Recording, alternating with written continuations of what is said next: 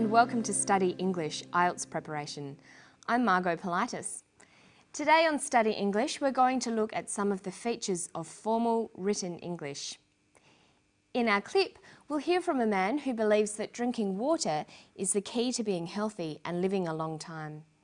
He's going to talk about how he came to his conclusion and how he tried to get some support for his project.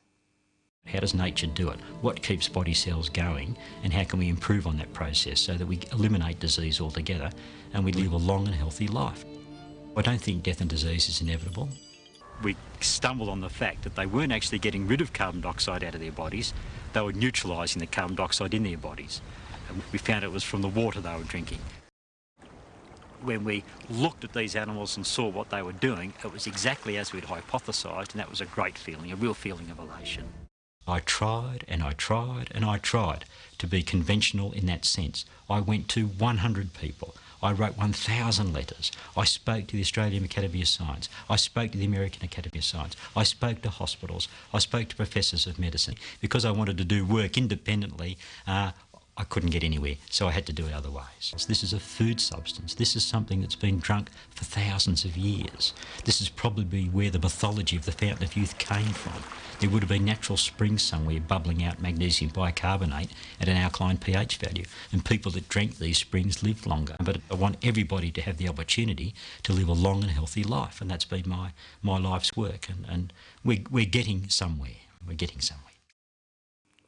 One of the most important areas for students to master is the difference between informal spoken English and formal written English, including academic language.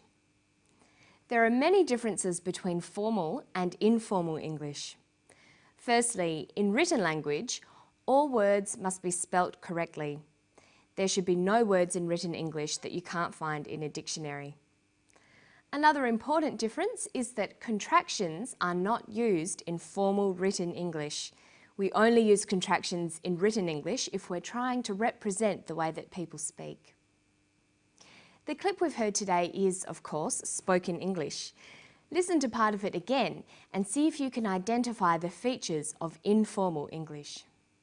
But I want everybody to have the opportunity to live a long and healthy life, and that's been my life's work, and we're getting somewhere. We're getting somewhere. When Dr. Beckett is speaking, he uses a number of contractions. He says, "That's been my life's work," and "We're getting somewhere." "That's" is short for "that is," and "where" is short for "we are." So if we were writing these statements, we'd write, "That has been my life's work. We are getting somewhere." There are many common contractions. By using them in your spoken language, you'll sound more natural, but be careful to write them out in full informal situations. Watch for not words like couldn't, could not, wouldn't, would not, shouldn't, should not, won't, will not, and don't, do not.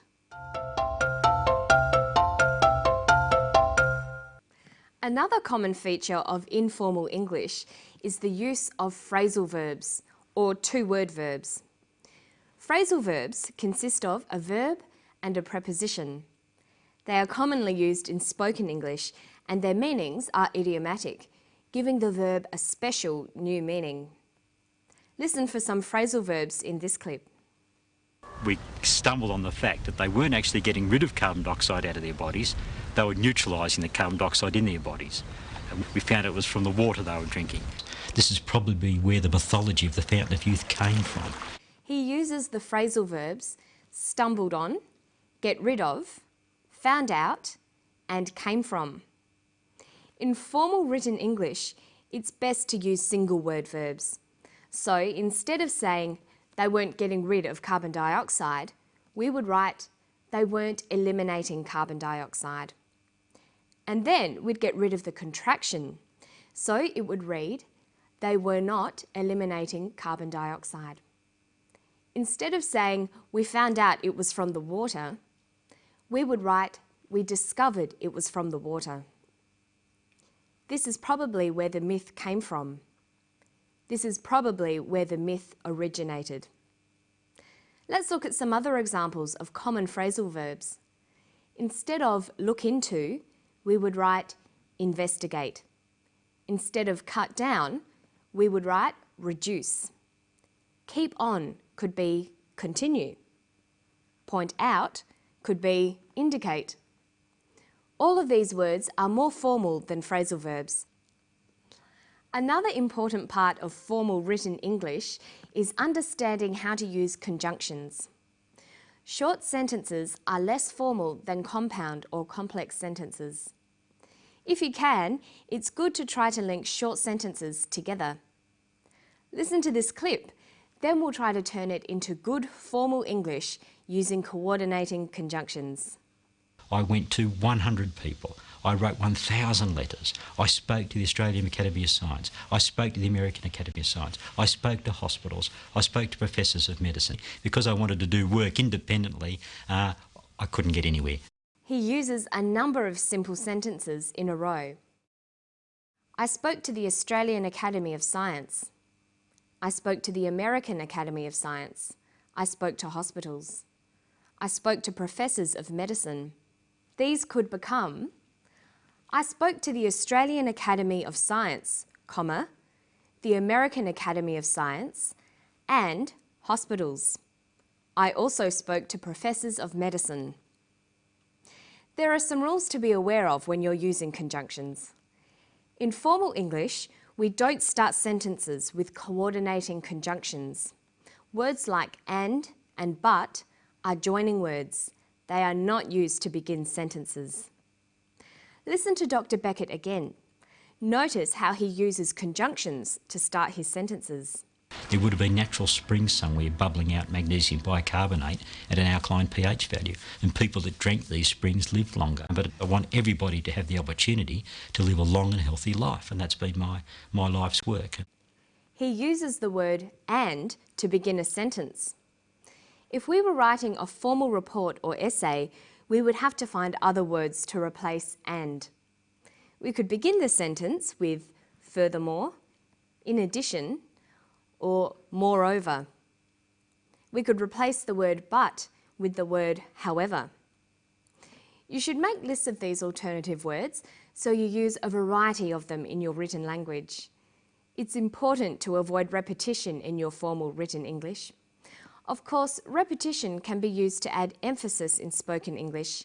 You might hear people say things like, I really, really like that. But in formal academic writing, you should find other ways of adding emphasis. Listen to the way he uses repetition. I tried and I tried and I tried to be conventional in that sense. I went to 100 people. I wrote 1,000 letters. I spoke to the Australian Academy of Science. I spoke to the American Academy of Science. I spoke to hospitals. I spoke to professors of medicine. Because I wanted to do work independently, I couldn't get anywhere. I tried and I tried and I tried.